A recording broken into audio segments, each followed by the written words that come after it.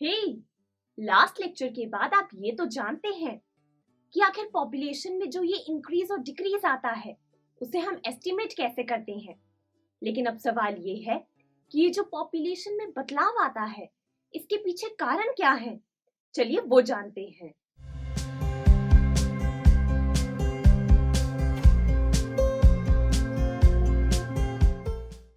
Students, population में ये जो बदलाव आता है इसके पीछे 3 कारण हैं: बर्थ रेट, डेथ रेट और माइग्रेशन।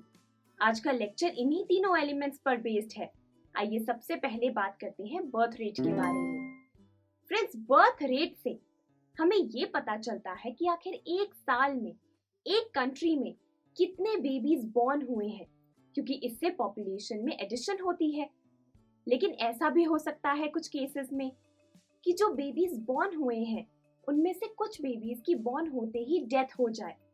इसीलिए हम बर्थ रेट को कैलकुलेट करते समय ये देखते हैं कि जितने बेबीज पैदा हुए हैं उनमें से कितने जीवित हैं, यानी कि बर्थ रेट के केस में हम लाइव बर्थ्स की बात करते हैं।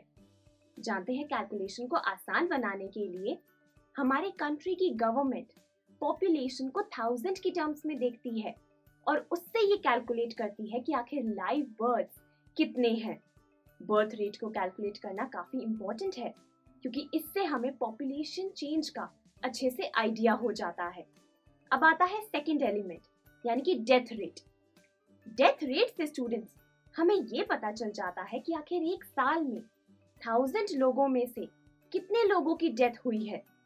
पिछले कुछ सालों में ये देखा गया है कि क्योंकि इंडिया में मेडिकल फैसिलिटीज इंप्रूव हुई हैं, इसीलिए डेथ रेट कम हो रहा है। अब क्योंकि आप बर्थ रेट और डेथ रेट के बारे में जानते हैं तो मैं आपको एक बात बताती हूँ। दोस्तों, अगर आप बर्थ रेट में से, यानी कि कितने न्यू बेबीज ने जन्म लिया है, उसमें से ये माइनस कर देंगे कि कितने लोगों की डेथ हुई है, तो आपका पॉपुलेशन का नेचुरल इंक्रीज आ जाएगा। आप ये समझ जाएंगे कि आखिर पॉपुलेशन में कितना चेंज आया है। इसी के साथ बात करूंगी मैं थर्ड एलिमेंट के बारे में, यानी कि माइग्रेशन के बारे में। फ्रेंड्स, माइग्रेशन का मतलब मैं आपको एक एग्जाम्पल से समझाती हूँ। मान लीजिए मोहन और मोहन की फैमिली उत्तर प्रदेश में रहते हैं। मोहन उत्तर प्रदेश में रहते हुए ही वहीं जॉब करके पैसे कमाते हैं। एक दिन मोहन के पास एक जॉब अपॉर्चुनिटी आती है जिसमें मोहन को ये कहा जाता है कि अगर वो दिल्ली आकर दिल्ली की कंपनी में काम करें तो उनकी सैलरी तो इंक्रीज होगी ही, साथ ही उनका लिविंग स्टैंडर्ड भी इंप्रूव हो जाएगा। अब ये सब फैक्टर्स देखते हुए मोहन अपनी फैमिली के साथ दिल्ली शिफ्ट हो जाते हैं।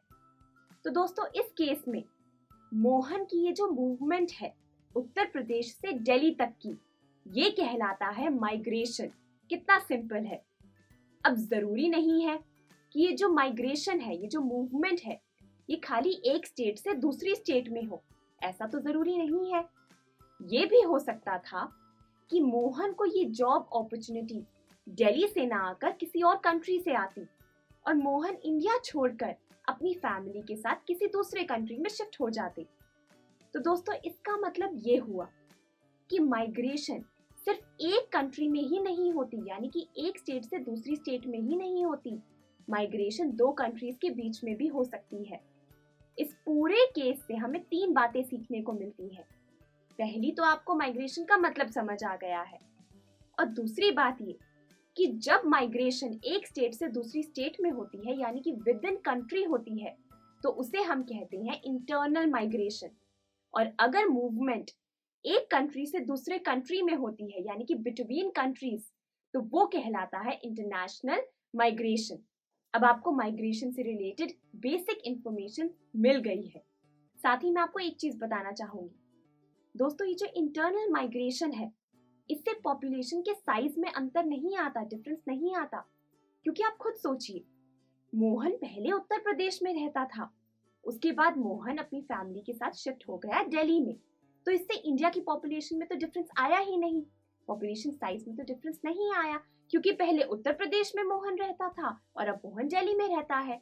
लेकिन स्टूडेंट्स, पॉपुलेशन डिस्ट्रीब्यूशन में डिफरेंस आता है, क्योंकि मोहन पहले उत्तर प्रदेश के पॉपुलेशन में काउंट होता था और अब मोहन दिल्ली की पॉपुलेशन में काउंट होगा। तो यानी कि इंटरनल माइग्रेशन से पॉपुलेशन के साइज में नहीं बल्कि डिस्ट्रीब्यूशन में डिफरेंस आता है। इस लेक्चर को फिनिश करने से पहले मैं माइग्रेशन को इंडिया से रिलेट करना चाहूंगी, तो आइए शॉर्ट में समझते हैं। फ्रेंड्स, इंडिया में ज्यादातर पॉपुलेशन रूरल एरिया से अर्बन एरियाज में माइग्रेट करती है। बताइए क्यों? क्योंकि अर्बन एरियाज में मेडिकल फैसिलिटीज अच्छी हैं, एजुकेशन काफी अच्छी है, साथ ही जॉब अपॉर्चुनिटीज भी नजर आती हैं।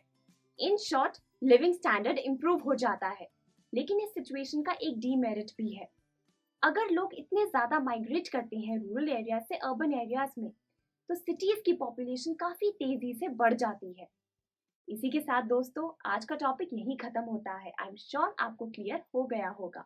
नेक्स्ट लेक्चर में हम लोग एज कॉम्पोजिशन की बात करेंगे। So see you in the next lecture.